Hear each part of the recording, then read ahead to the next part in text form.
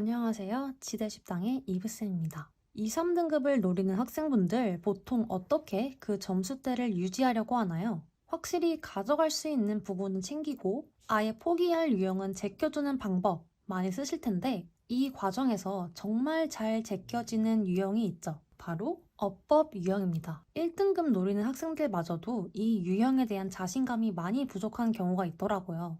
겨우 한 문제니까 이거 틀려도 원하는 등급 충분히 가능하다고 생각할 수 있지만 오늘 그 생각 한번 바꿔볼게요. 이 영상 하나로 수능 영어 문법의 공부 우선순위를 알려드리겠습니다. 참고로 언급드릴 유형들은 문법 유형 빈출이기도 하지만 이 부분을 확실히 해둔다면 분명 다른 독해 유형에서도 효과를 발휘할 거예요. 오늘도 짧고 굵게 시작해볼게요. 총 5가지 문법 주제를 선정했고요. 저의 순위 기준은 빈출 그리고 독해 활용도입니다. 자, 먼저 5위 바로 대명사랑 대동사입니다. 자, 이렇게 대라고 붙었는데요. 대가 붙으면 뭐죠? 그쵸?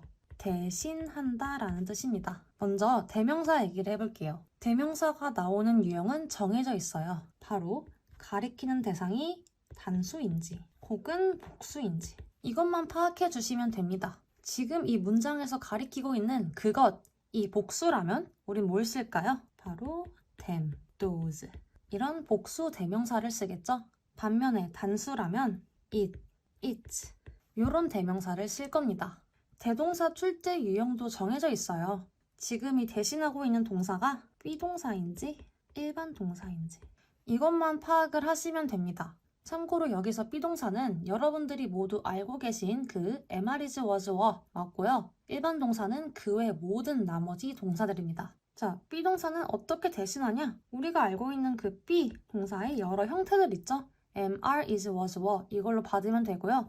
나머지 애들은 do로 받으면 됩니다. 그리고 주어나 시제에 따라서 비동사는 형태를 am, are, is, was, were 이렇게 바꾸면 될 거고요. 일반 동사는 마찬가지로 인칭과 시제에 맞춰서 does, did 아니면 원래처럼 do 이렇게 형태만 바꿔서 대신을 해주시면 됩니다.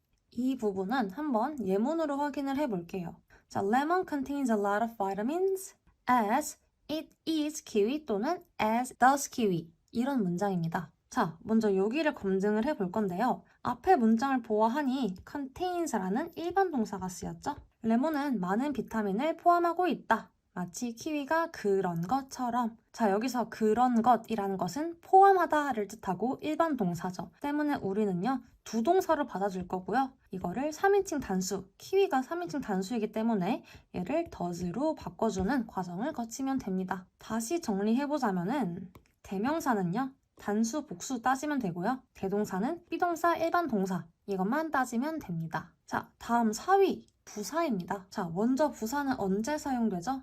명사가 아닌 다른 모든 걸 꾸며줄 때 사용됩니다. 동사, 형용사, 부사, 구호, 절 이렇게 다양한 것들을 수식해주는 것이 부사예요. 그 말은 무엇을 의미하냐? 명사 수식은 안 된다는 거예요.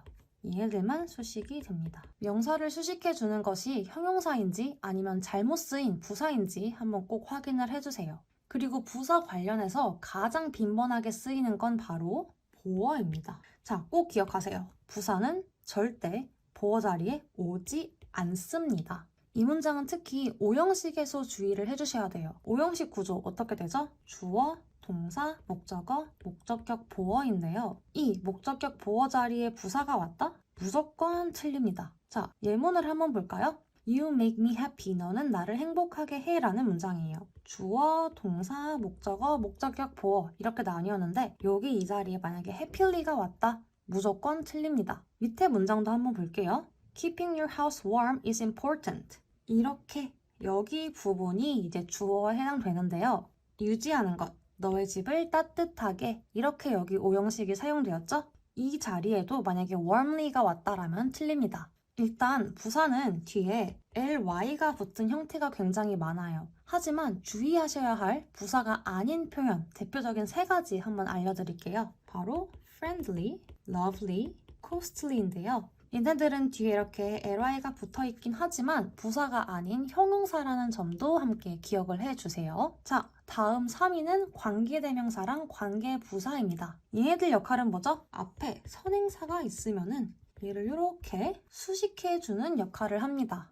수능 영어 특성상 뒤에서 이렇게 길게 수식해주는 경우가 많기 때문에 이것들을 잘 파악하고 계신다면 전반적인 문장 구조 파악에 도움이 됩니다. 어법 유형에서는 기본적인 관계대명사랑 관계부사의 사용 조건을 위주로 물어보는데요. 어떻게 검증하냐? 바로 앞과 뒤를 보면은 쉽습니다. 자, 먼저 관계대명사. 자, 여기서는요. that, which, who 또는 whom 이렇게 볼게요. 이 경우에는 앞에 선행사가 있습니다. 앞을 봤어요. 그리고 뒤에는 불완전합니다.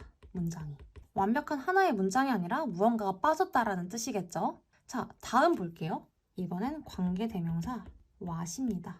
what의 경우에는 선행사가 없어요. 그리고 뒷문장은 불완전합니다. 자, 이때는 그냥 what이라는 친구가 이 두 개를 포함하고 있다라고 생각을 하시면 조금 편할 수 있어요. 자, 그리고 마지막으로 관계부사. 관계부사는 뭐 where, when, how, why 뭐 이런 것들이 포함되겠죠? 이번에는 선행사가 있고요. 뒤에는 완전합니다. 다 조건들이 다르죠? 다음은 2위 대절이에요. 왜냐면 방금 앞에서 설명해드린 관계대명사 대시랑 생김새는 똑같기 때문이죠. 자, 근데 이 대절은 어떻게 쓰이냐? 바로 명사절로 사용이 됩니다. 구조는 어떻게 되었냐면요. that 플러스 완전한 문장 이렇게 생겼고요. 이 부분이 그냥 명사 역할을 하는 겁니다. 참고로 명사절은 주어, 목적어, 보어 자리에 들어갈 수 있겠죠?